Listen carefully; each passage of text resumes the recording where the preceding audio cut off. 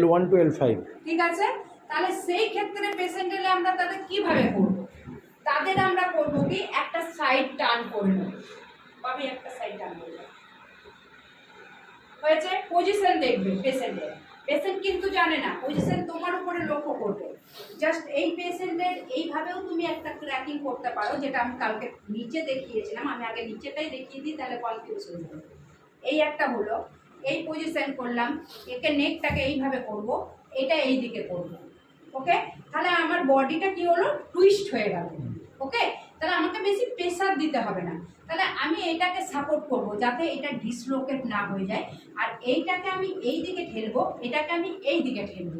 তাহলে অপোজিট যখনই আমি করছি, যদি আমার কোনো হ্যাভি পেশেন্ট, আমি এইভাবে হাত দিয়েও করতে পারি। যদি পাতলা পেশেন্ট থাকে তাহলে আমি এইভাবে হাত দিয়ে করব। তারা এই চাপটা নিতে পারবে না, তারা এই চাপটা নেবে, ওকে। আর যদি কোনো মানে মোটা বা কোনো জেন্টস পেশেন্ট এলো, তাদের ক্ষেত্রে আমি এটাকে ট্র্যাকিং করবো এইভাবে, ওকে। এটা আমি এইভাবে করতে পারি, না হলে আমরা আরেকটা ভাবে করতে পারি। জাস্ট এটাকে আরেকটু মিলিয়ে, হ্যাঁ দেখো, এই যে করছি দেখো চলে আসছে, আমার গ্রিপের মধ্যে চলে আসছে। আমি এইভাবেও করতে পারি।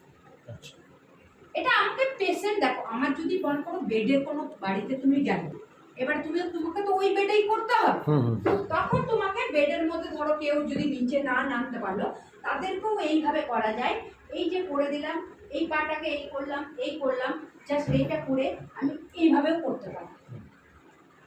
আমার কাজ হচ্ছে L4, L1 থেকে L5 কে গ্যাপ বাড়ানো, বা যদি কমে গেছে তাহলে সেটাকে বাড়ানো, যদি বেড়ে গেছে সেটাকে ঠিক পজিশনে আনার জন্য। ঠিক আছে, একদম ঠিক আছে। হ্যাঁ, এটা আমি অপোজিটে আবার করব।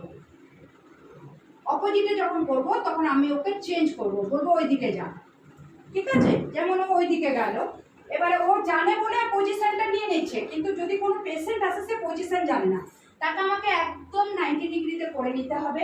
90 ডিগ্রি করে পাটাকে আমার নিচে ফেলে দিতে হবে, তারপর ওর বডিটাকে একটু টুইস্ট করে দিতে হবে, তারপর আমার এই পাটাকে ওকে লক করে দিতে হবে, ওকে। তারপর এটাকে আমার এইভাবে করতে হবে, ঠিক আছে।